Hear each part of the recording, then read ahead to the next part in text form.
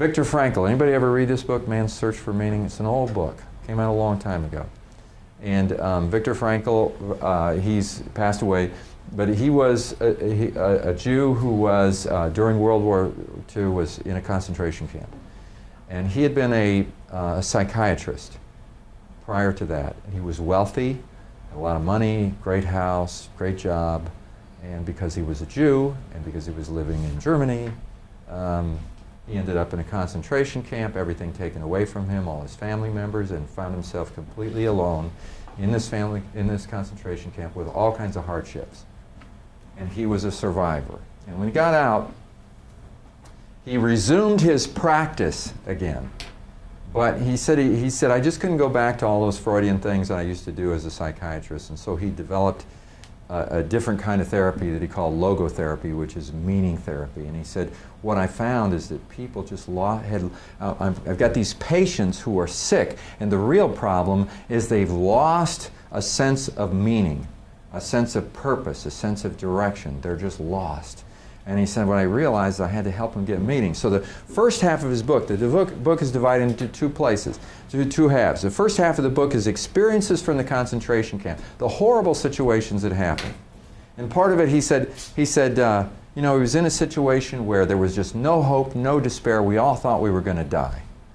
And he said some people just lost all hope, and they did die.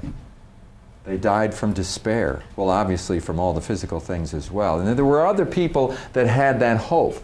And he said there was no substance to the hope that you could see around you. But they were, not only did they have something inside themselves that gave themselves hope, but in the way they talked and conducted themselves, they gave other people hope as well. And he said it was amazing. And it was all about meaning. They found a meaning that was so deep that it was there even when you couldn't see any substance around, and it impacted them. Then the other half of the book is talking about how to experience meaning in everything that you do. And that was a really interesting book.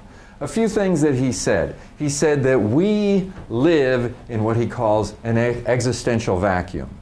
Okay? And he said that many people are caught in the existential vacuum. And he says that the definition is the loss of the feeling that life is meaningful. And when I say we live in that, you know, if you just look around you and everything, the things that you see a lot of times in movies and everything, there's so much despair and in the news and all this kind of stuff. Where is it? You just have to find it for yourself. But if you get caught in this trap, you watch the news and everything, and what it leaves you in is the vacuum yourself.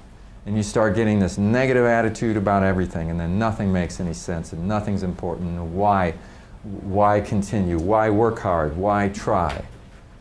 And he said, what matters is not the meaning of life in general. I mean, we could talk about your philosophy about the meaning of life, your religious beliefs, and all that kind of stuff. He said, what's really important when it comes to how people experience life is the specific meaning of a person's life at a given moment.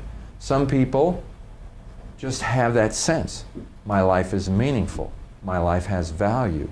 What I do has value. It has purpose. Other people don't have any substance for that at all.